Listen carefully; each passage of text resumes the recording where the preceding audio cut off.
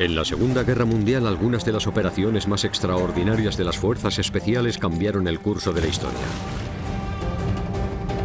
Ahora volvemos a contar dichas historias de una forma que no había sido posible hasta ahora. Utilizando gráficos de última generación, análisis expertos, demostraciones con armas y explosivos, y relatos en primera persona de hombres que hicieron historia. Examinaremos desde un punto de vista forense cómo transcurrieron exactamente dichos acontecimientos minuto a minuto. Ahora podremos revelar si fue una táctica bien diseñada o simple suerte lo que triunfó al final. En este episodio seguiremos los pasos del comandante John Howard, el teniente Danny Broderick, el piloto Jim Walworth y los hombres de Ox y Bugs, que pudieron cambiar el rumbo de la Segunda Guerra Mundial. Su misión a vida o muerte: tomar y asegurar dos puentes clave en manos de un enemigo fuertemente armados. Algo fundamental para los desembarcos del día D, el ataque por mar más importante de la historia de los aliados. Será un billete solo de ida. Si fracasan, todos acabarán capturados o muertos. Si tienen éxito, el ejército británico podrá asegurar la playa y cruzar esta entrada tan importante para continuar su avance hasta Berlín y conseguir la victoria. Cuerpos de élite de la Segunda Guerra Mundial. Ataque aéreo. 23 horas 10 minutos. 5 de junio. 1944. A 2.200 metros sobre el Canal de la Mancha, 180 hombres del segundo batallón de infantería ligera de Oxfordshire y Buckinghamshire de Gran Bretaña se acercan a la costa francesa. Son una unidad aérea, pero no aterrizarán mediante paracaídas. En vez de eso, se deslizarán silenciosamente con planeadores Horsa. Están a punto de convertirse en la primera tropa en entrar en acción el día de la invasión de los aliados en Francia. La guerra comenzó hace unos 5 años. Los alemanes han ido arrasando Europa, forzando a los británicos a salir de Francia y obligándoles a evacuar a sus tropas por mar. Hitler tiene una dominación total sobre el frente occidental, pero los aliados pretenden acabar con este control absoluto y han planeado la invasión anfibia más amplia de la historia. Con el nombre en clave de Operación Overlord, el objetivo consiste en hacer retroceder a los alemanes y acabar con el Tercer Reich. Para que este gran asalto militar tenga éxito, es necesario que los británicos se hagan con dos pequeños puentes que hay 13 kilómetros por detrás de la línea enemiga. Si se hacen con ellos, las tropas aliadas que aterricen en 5 playas con los nombres en clave de Utah, Omaha, Goal, Juno y Sword podrán avanzar tierra adentro, vencer al enemigo alemán y poner fin a la guerra. El hombre elegido para liderar a los hombres en esta peligrosa misión, conocida como Operación Destic, es el comandante John Howard, un líder inspirador y astuto estratega. Como muchos de sus hombres, Howard procede de un barrio londinense de clase trabajadora. Antes de unirse al ejército fue policía y ha ido ascendiendo desde su puesto como soldado raso. La compañía D era la compañía más preparada y en forma del regimiento. Era más que un título o un emblema. Tenía una identidad intrínseca propia, era una máquina bien engrasada de la que cada uno de los oficiales y hombres formaba parte. Howard quería liderar el ataque porque ese era su momento, esa era su oportunidad. Era como que te eligiesen para jugar para Inglaterra. Llevaba toda su vida entrenando para eso. Pero la tarea que le han encomendado a Howard es prácticamente imposible. El plan. 6 planeadores Horsa de madera sobrevolarán el canal remolcados por bombarderos Halifax. Una vez liberados de sus cuerdas, los planeadores se dividirán en 2 grupos y volarán totalmente a oscuras sin ninguna ayuda de navegación. Estos aviones de madera serán vulnerables ante cualquier fuego antiaéreo y no tendrán defensas, así que tendrán que usar el elemento sorpresa y deslizarse en silencio hasta sus 2 objetivos sin ser detectados. Los primeros planeadores, los Chuck 91, 92 y 93, tendrán como objetivo el puente de Benouville. Tendrán que hacer un aterrizaje muy preciso en una pequeña pista al lado del puente. El segundo grupo, con los Chuck 94, 95 y 96, tendrán que aterrizar al lado del río Orne y tomar el puente de Ranville.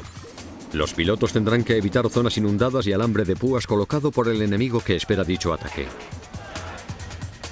Los alemanes también han colocado varas antiplaneadores conocidas como espárragos de Rommel. Estos troncos gruesos llenos de minas podrían destruir un planeador tras impactar contra él. Si los hombres sobreviven al aterrizaje, tendrán que cruzar una zona letal y silenciar a 50 soldados enemigos que estarán defendiendo la zona desde fortines y trincheras llenas de MG-34, una de las ametralladoras más letales de los alemanes. Luego deberán encontrar y desarmar cualquier explosivo que amenace con destruir los puentes. Para conseguir su hazaña, deberán tomar los puentes en cuestión de minutos y con armas limitadas y asegurarlos hasta que los comandos que van a aterrizar en la playa se abran camino tierra adentro. Los británicos decidieron hacer una pequeña locura: cargar planeadores de hombres y de equipos y luego volar y aterrizar justo al lado del puente. Los planeadores Horsa eran los carros de guerra de los Oks y los Bucks. Medían unos 20 metros de largo, tenían una envergadura de 27 metros, una velocidad de 160 kilómetros por hora y cada planeador lo controlaban 2 pilotos. Este avión sin motor podía llevar aproximadamente 4 toneladas de equipo o hasta 25 hombres armados hasta los dientes. Pero los planeadores Horsa eran muy vulnerables. El mal tiempo y los disparos de pequeñas armas podían conseguir que el avión se desintegrase en pleno vuelo. Y nunca fueron diseñados para sobrevivir a la clase de aterrizaje forzoso que estaba a punto de hacer. 23:30 horas, 46 minutos para el aterrizaje. Los 6 planeadores y sus Halifax están sobre el canal.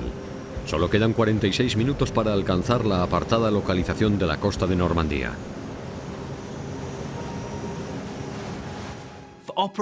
En la operación Destic, el factor sorpresa fue la clave.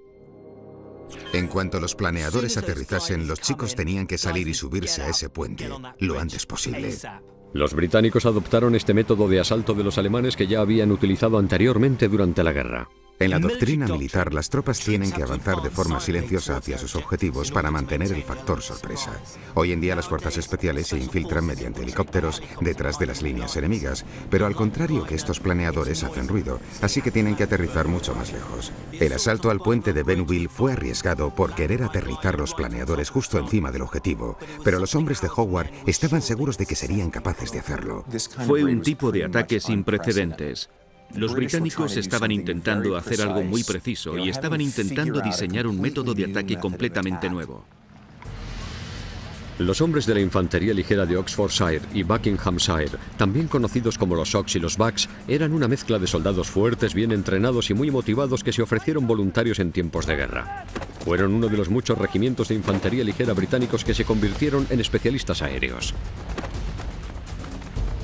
Esos hombres aprendieron las artes oscuras del combate sin armas y luego tomaron zonas bombardeadas y evacuadas de ciudades británicas para poner a prueba sus tácticas de lucha en las calles. Esto se conoce con el nombre de Fiwa y hace referencia a luchar en una zona edificada. Luchar en la calle es muy diferente a hacerlo en el campo. No resulta apropiado para los tanques y siempre estás bajo la amenaza de los francotiradores y de las posiciones ocultas del enemigo. Gracias a esta intensa fase de entrenamiento y ejercicios, la Compañía D demostró ser la unidad destacada de los Oks y los Bucks. Unas 8 semanas antes del día D fueron seleccionados para la operación Destic. Para el comandante Howard y sus hombres no podía haber más en juego. El éxito del desembarco del día D dependía totalmente de ellos. 0 horas 7 minutos, 9 minutos para el aterrizaje. En el primer planeador, junto al comandante John Howard, va el teniente Danny Broderich, el comandante en jefe del pelotón 25. Broderich tendrá que liderar a sus hombres hasta su primer objetivo, tomar el puente de Bénouville. Es uno de los pocos voluntarios casados de la Compañía D y su mujer está esperando un bebé que podría nacer en cualquier momento.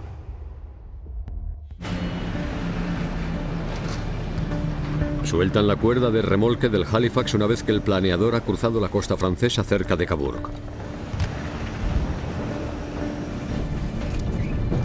Ahora que los Oks y los Bucks se han comprometido, ya no hay vuelta atrás.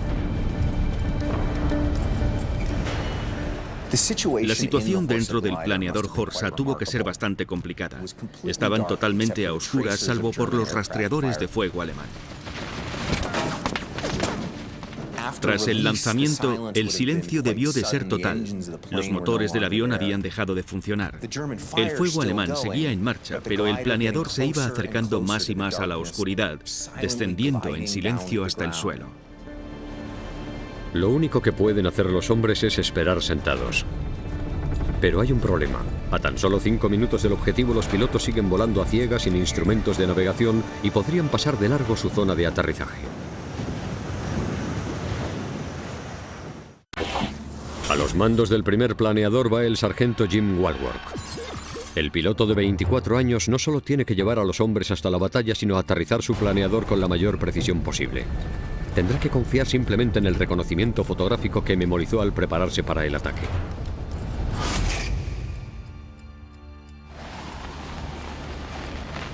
Este es el vídeo confidencial grabado para ayudar a los pilotos de los planeadores a visualizar su descenso hasta Francia.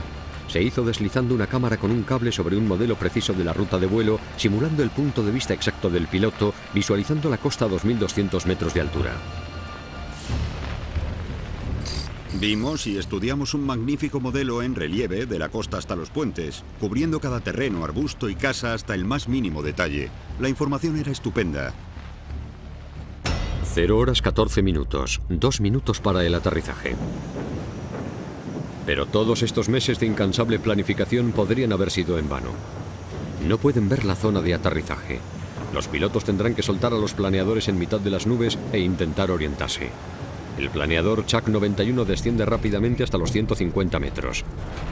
Los dos pilotos vuelan a ciegas surcando el espacio aéreo enemigo mientras utilizan un anemómetro, una brújula y un cronómetro.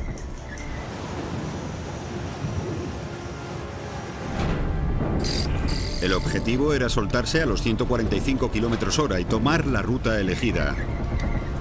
Ainsworth empezó la cuenta atrás. 5, 4, 3, 2, 1, 0. Y yo hice el cálculo. Un giro de 90 grados a la derecha. Otra cuenta atrás hasta 0 y otro giro a la derecha, y ahí estaba el objetivo. Walworth ha hecho 2 giros y ahora está mirando hacia el norte y su planeador está volando en paralelo al canal siguiendo un rumbo perfecto. Detrás de él, los planeadores Chuck 92 y 93 también vuelan a ciegas. Cuando solo queda 1 minuto, los atacantes consiguen su primera oportunidad. Los pilotos por fin ven la zona de aterrizaje.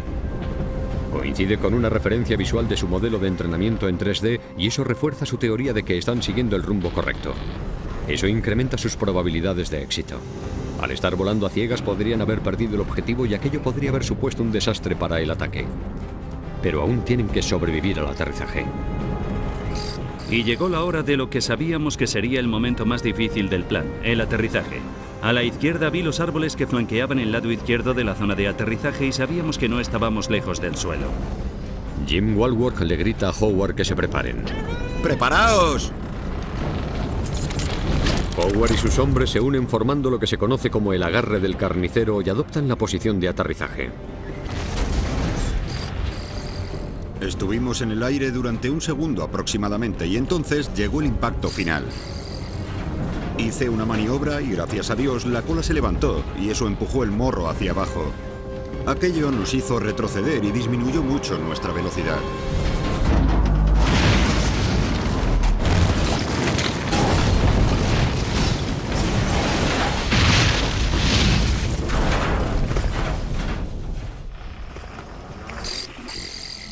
Aterrizamos en una de las esquinas del campo. La rueda delantera salió volando, la cabina de mano acabó destrozada y Ainsworth y yo salimos disparados. Yo salí de cabeza y aterricé sobre mi estómago. El Chuck 91 ha aterrizado justo sobre el objetivo tras una increíble hazaña aérea. Pero la cabina del Horsa está destrozada.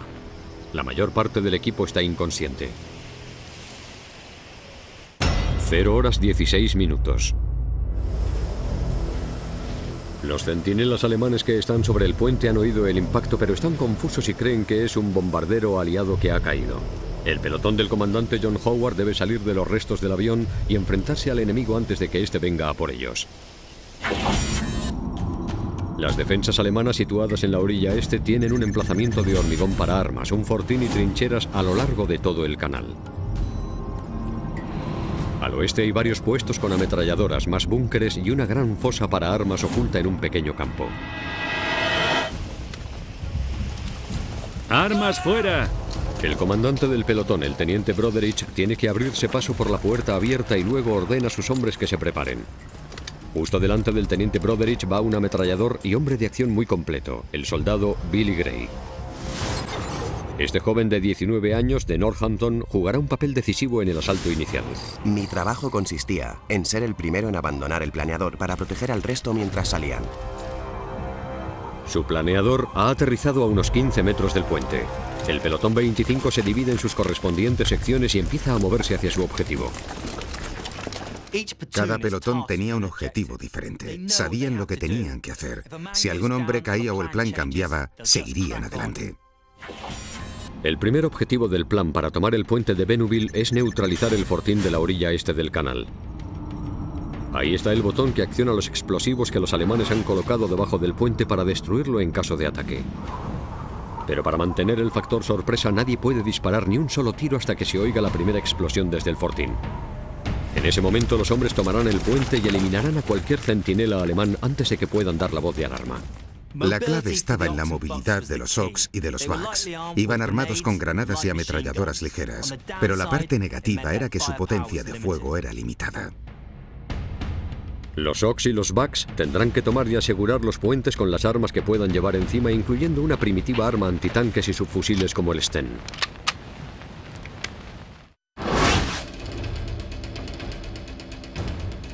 Durante el inicio de la Segunda Guerra Mundial, los británicos no tenían su propia subametralladora. Necesitaban algo barato y fácil de producir en masa, y este fue el resultado: el subfusil Sten. Estaba hecho con tubos de hojas de metal unidos mediante soldadura, fijaciones y tornillos. De ahí su sobrenombre, la pesadilla del fontanero. Sus 9 milímetros tenían una potencia de detención limitada a más de 30 metros. También sufría interrupciones cuando el polvo y los escombros se metían en el interior de su mecanismo.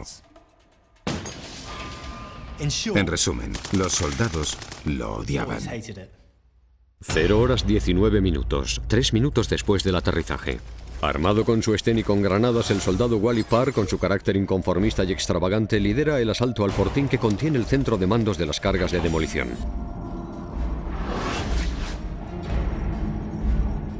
Un fortín ofrece gran protección cuando el enemigo está a cierta distancia, pero cuando está cerca pierdes la perspectiva y te vuelves vulnerable.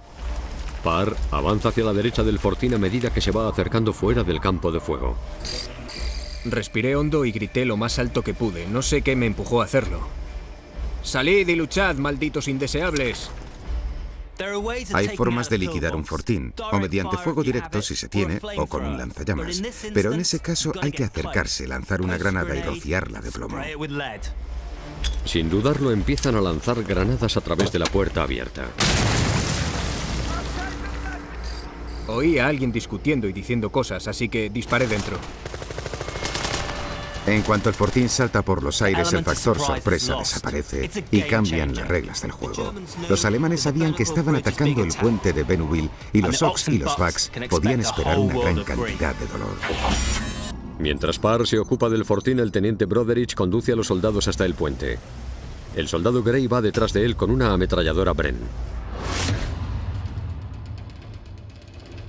Esta es la ametralladora Bren, la ametralladora ligera británica. Se trata de una pieza muy robusta y útil. Bien hecha, dispara munición del calibre 303, es decir, unas balas bastante potentes. Era capaz de derribar lo que se encontrase al otro lado. Las armas de apoyo son para contener al enemigo y obligarle a mantener la cabeza gacha. Para eso sirve esta arma y cumple muy bien su función. La Bren era un arma fabulosa, resistente, de confianza, y el ejército británico la adoraba. Muchas de sus armas no eran muy apreciadas, pero esta era la que más les gustaba.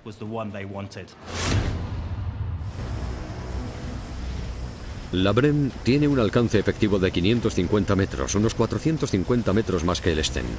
Los centinelas alemanes están a la distancia perfecta. Mi cometido con la ametralladora Bren era correr hasta el lado derecho del puente. Vi a un centinela alemán con lo que parecía una pistola muy ligera en la mano. Disparé y cayó, pero al mismo tiempo apretó el gatillo. De repente apareció una luz muy brillante. Seguí disparando sobre el puente y al otro lado había otro alemán. También cayó. Mientras el pelotón 25 toma el puente de Bénouville, los otros dos planeadores, los Chak 92 y 93, llegan para unirse a la fiesta. Los hombres de Howard están en el puente cuando el segundo planeador se desliza y se detiene en la parte posterior de la zona de aterrizaje. En cuestión de segundos, el pelotón 24 empieza a saltar del avión y a avanzar hacia el terraplén para unirse con Howard. La misión de estos hombres consiste en despejar las posiciones que pueden quedar en la orilla derecha. El planeador número 3 está a punto de llegar también. Con muy poco espacio para maniobrar, dicho planeador consigue aterrizar. Pero tras el impacto, 2 hombres acaban gravemente heridos. Una vez en el suelo, el pelotón 14 debe cruzar hasta el lado occidental del puente para ayudar a los hombres de Broderich. Los 3 pelotones están ya sobre su objetivo y la desesperada batalla por llegar al otro lado del puente está a punto de alcanzar su punto álgido. Los hombres tienen 1 minuto o 2 para mantener la iniciativa y atacar sus objetivos antes de que los alemanes puedan reaccionar. Estaban entrenados para seguir avanzando paso a paso, corriendo o en tramos cortos, poniéndose a cubierto en función de la situación. Cualquier avance de más de 45 metros podría suponer un gran número de víctimas. Con el destello del centinela aún brillando en el cielo, el teniente Broderich, liderando a los hombres del pelotón 25, cruza el puente a toda velocidad. Primero, Broderich tiene que neutralizar un puesto de ametralladora antes de silenciar a los alemanes del búnker que hay al lado de la cafetería local.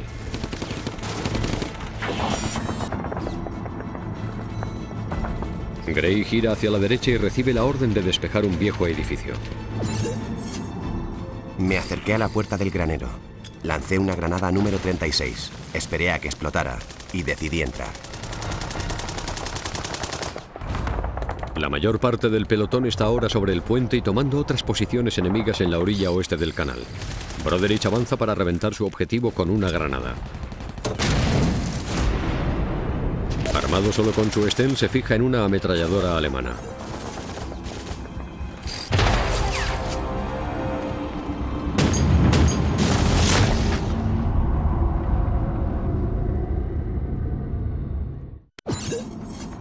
Parr y su sección cruzan el puente a toda velocidad para unirse al resto del pelotón 25 y disparar alrededor de la cabeza del puente. Empecé a gritar: ¿dónde está Danny Broderich? ¿Dónde está Danny Broderich? Se suponía que debíamos reunirnos con él. Había recambios volando por los aires, granadas explotando. Empecé a correr carretera arriba.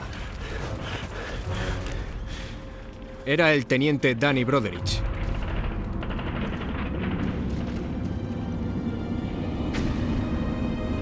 Me arrodillé a su lado. Estaba consciente y me dijo algo. No fui capaz de escucharlo. Empezó a hablar de nuevo y cerró los ojos. Respiró hondo y se desplomó. Mi mano y la carretera estaban cubiertas de sangre. Trágicamente, el teniente Danny Broderich, de 29 años, nunca llegó a conocer a su hijo. Fue el primer soldado aliado en caer a causa del fuego enemigo el día D. Su último sacrificio marcó el comienzo de una masacre en la batalla por Normandía. Para el resto de hombres de Broderich, la batalla no había hecho más que empezar.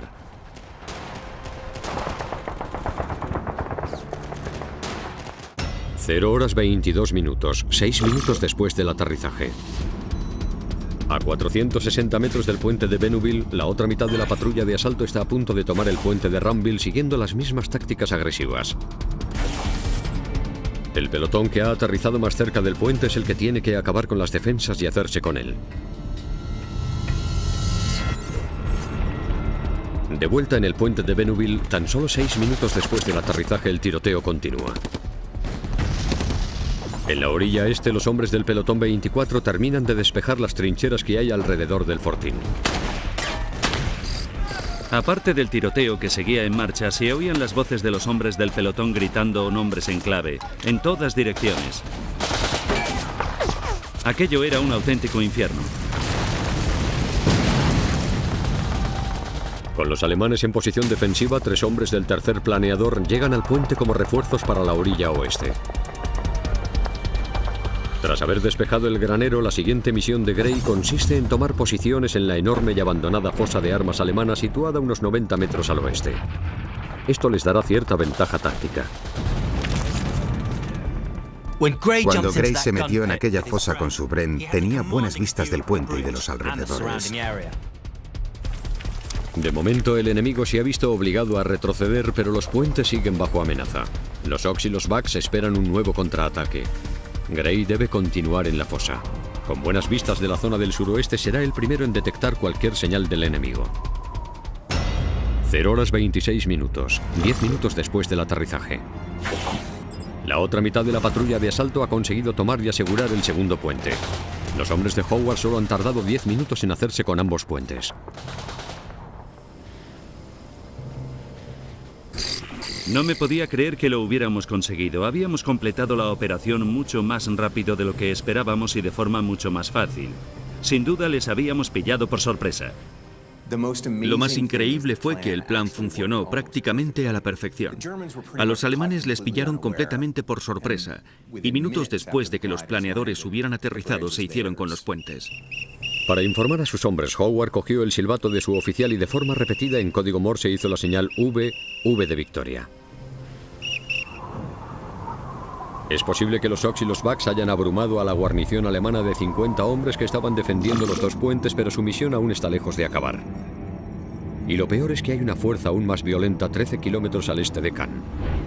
Cerca de Bimont está el cuartel general de uno de los mejores comandantes alemanes en el campo de batalla, el coronel Hans von Lack. Bajo su mando, hasta 4.000 hombres del regimiento número 125 de granaderos Panzer de la 21 División Panzer. La unidad alemana que les estaba esperando venía del norte de África, donde habían pasado varios años luchando contra los británicos. Eran veteranos, estaban bien entrenados y estaban equipados con Panzers y otros vehículos armados de ese tipo, capaces de arrollar a la infantería ligera de los OX y los Bucks.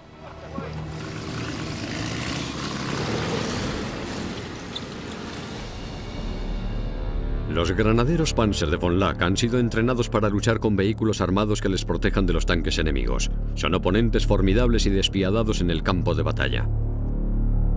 Las malas noticias son que los 17.000 hombres de la 21 División Panzer están en situación de máxima alerta. En cuestión de horas, los hombres de von Lack podrían ir directos a por la diminuta fuerza británica, atrincherada alrededor de los dos puentes. 0 horas 30 minutos, 90 minutos para el ataque del tanque. De vuelta en el planeador que lideró el ataque, el Chuck 91, los pilotos Jim Walworth y John Ainsworth han ido recuperando la consciencia lentamente entre los restos de su cabina de mandos. Había atravesado el perspex de la cabina y estaba sangrando por un corte que tenía en la cabeza. Walworth se recompone pronto y empieza a recuperar todas las armas y munición que es capaz de encontrar en el planeador. Los Ox y los Bucks tendrán que enfrentarse a su enemigo armado solo con las armas que llevan encima. Como iban poco armados, tenían que conservar la munición. Así que les habían enseñado a disparar en rondas de 3. Les habían entrenado para usar armas enemigas, pero debían tener cuidado porque podían esconder trampas. 1 hora 40 minutos, 20 minutos para el ataque del tanque. Tras un periodo de relativo silencio, Gray y su número 2, que siguen en la fosa de armas, oyen como un tanque se aproxima hacia el puente de Benouville. Como Gray estaba en la fosa de armas, fue capaz de alertar al resto de la unidad.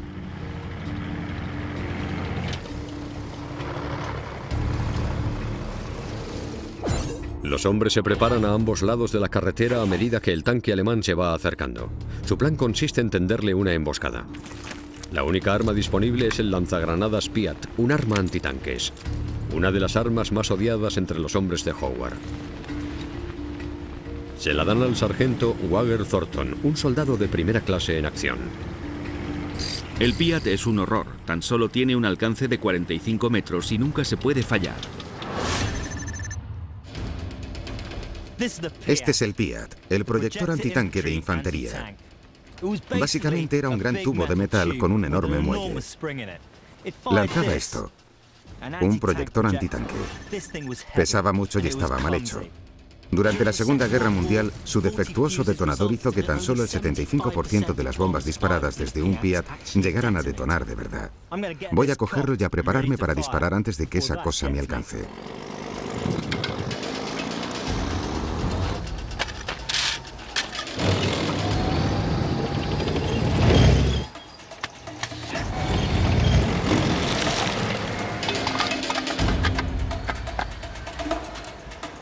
Ahora está cargado. Pesa, así que tengo que deshacerme de él rápidamente.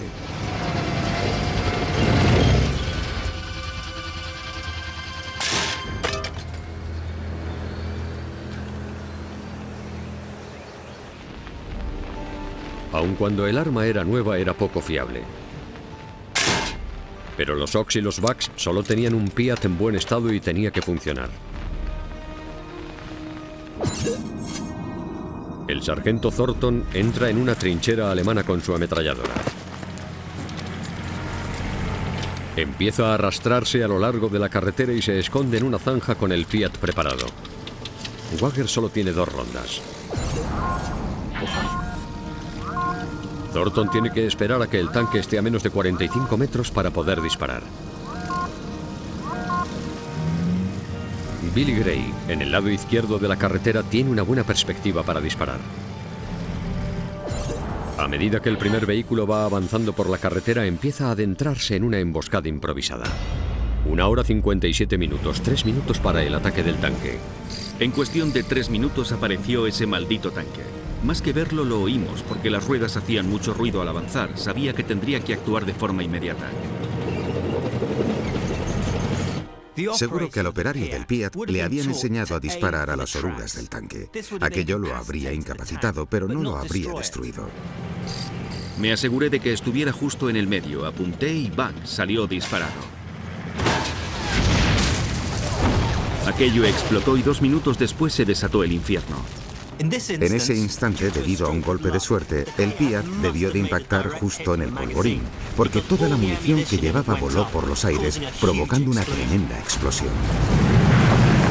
La infantería empezó a disparar y se retiraron hasta el cruce del que habían venido.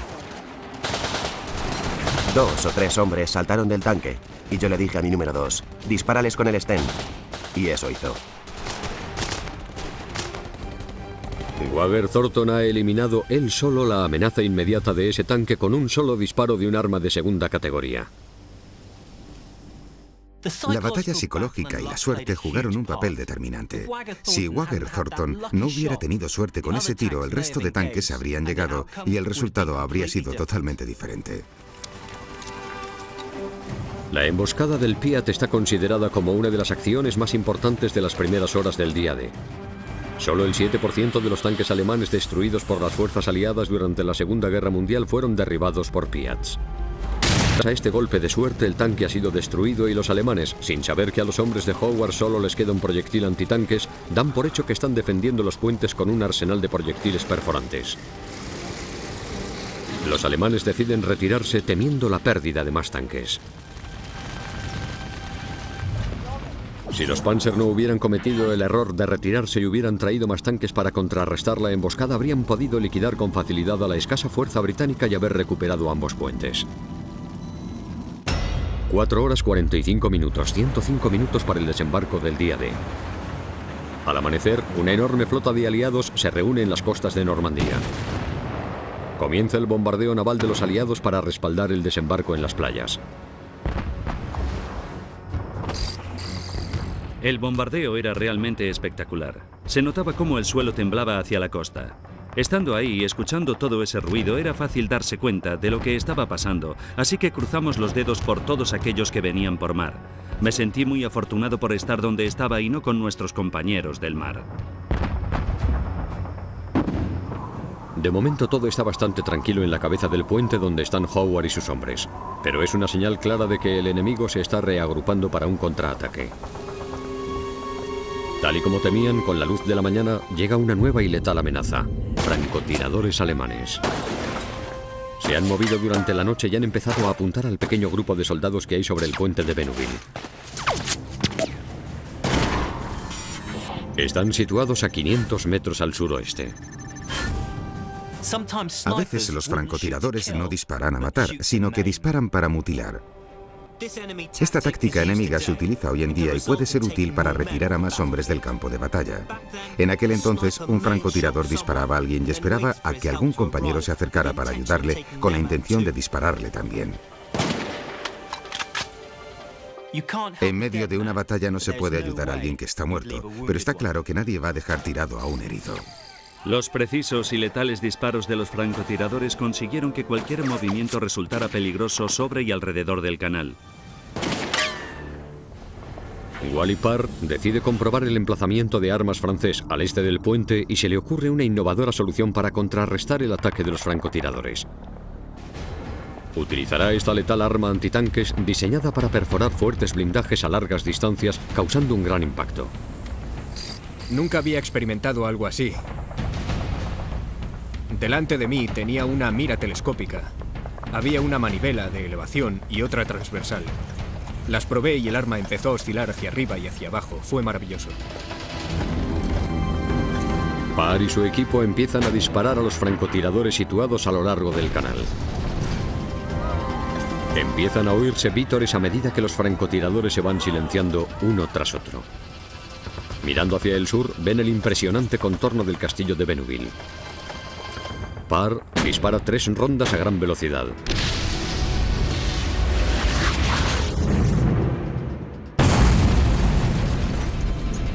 Pero no todos los soldados están contentos con el nuevo entusiasmo de Parr. Cada vez que todo empezaba a quedarse en silencio, Wally disparaba su maldita arma y Jerry empezaba de nuevo. Así que todos le dijimos, deja de disparar esa maldita arma. No es inusual ni siquiera hoy en día que los soldados se dejen llevar en medio de una batalla. Y es entonces cuando los oficiales y los soldados más experimentados resultan de gran utilidad porque intervienen para controlar un poco la situación. Tras disparar un par de imprudentes tiros más, Howard tiene que intervenir y ordenarle a Parr que pare.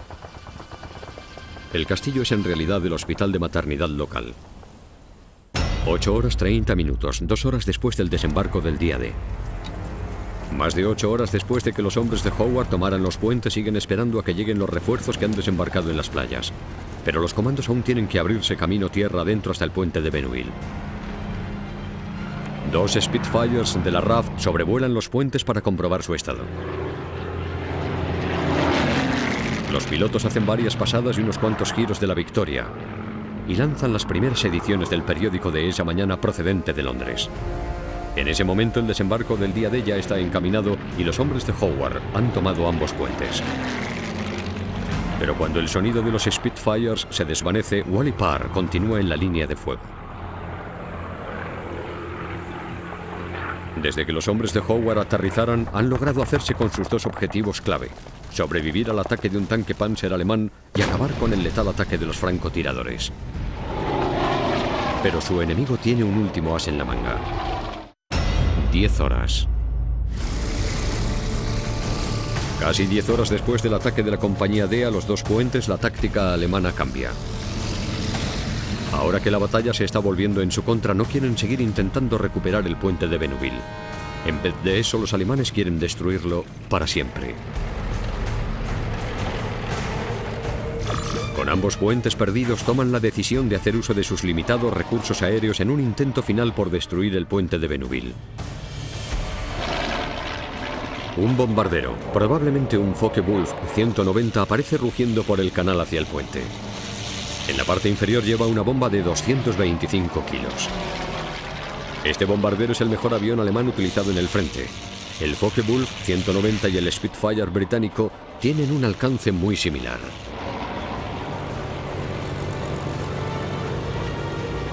Pero el bombardero alemán puede girar y descender más rápido que su rival británico.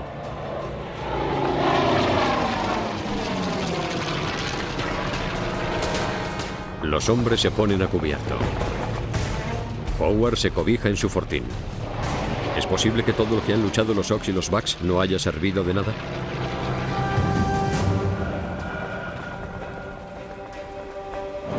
El bombardero suelta su letal carga y se precipita sobre el puente. Los alemanes han perdido ambos puentes y si ellos no pueden tenerlos, nadie lo hará. Todos estábamos preparados para la inevitable explosión que haría saltar el puente por los aires. La bomba impacta contra el puente, rebota y cae al canal. Tuvimos una suerte increíble gracias al maravilloso lanzamiento de aquel piloto alemán.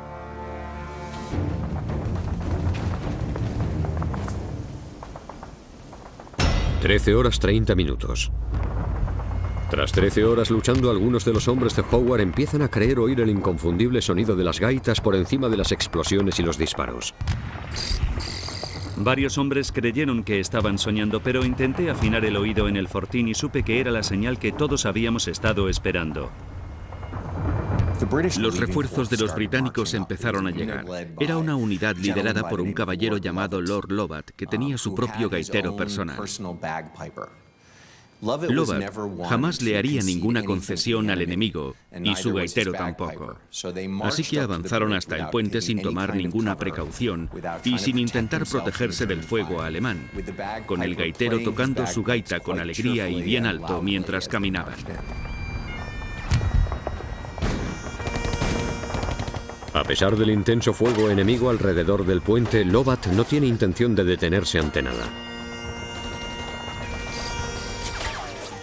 Lovat no conocía el significado de la palabra miedo e insistió en cruzar el puente del canal él solo a pesar de mis advertencias. El comandante Howard saluda a Lovat. Lovat y yo nos dimos la mano y Lovat afirmó después haber dicho: «Hoy hemos hecho historia», pero yo solo recuerdo haberle recibido con un «Ya era hora, hombre».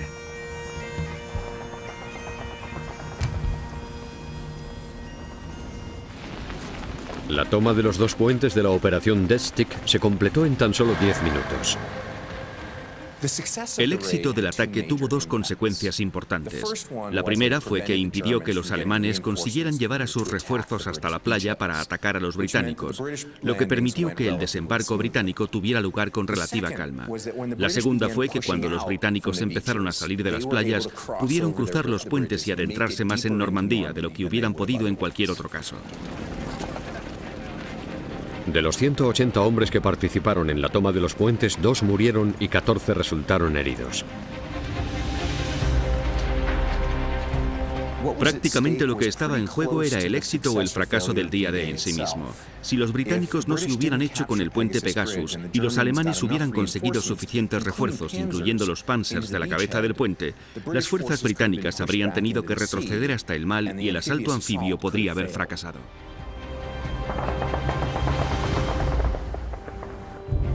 El 16 de julio de 1944, el comandante John Howard fue condecorado con la Orden del Servicio Distinguido como reconocimiento a sus esfuerzos en la operación Death Stick. Los soldados Wally Parr y Billy Gray siguieron luchando hasta el final de la guerra y siguieron siendo amigos durante el resto de sus vidas. Jim Walworth, el piloto del planeador, también sobrevivió a la guerra. Su participación en el ataque fue descrita por el comandante en jefe de las Fuerzas Aéreas de los Aliados como la mejor hazaña de pilotaje de la Segunda Guerra Mundial.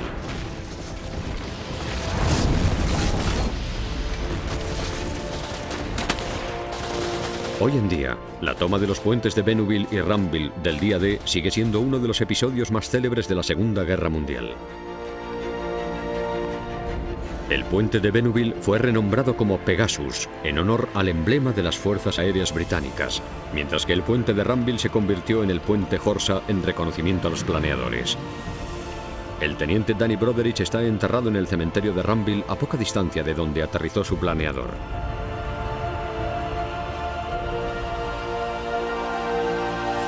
Actualmente la carretera que cruza la zona de aterrizaje lleva el nombre del comandante John Howard por ser él el que lideró el exitoso ataque que cambió la situación. Su nombre y las acciones de los Ox y los Bucks y del resto de la patrulla perdurarán para siempre.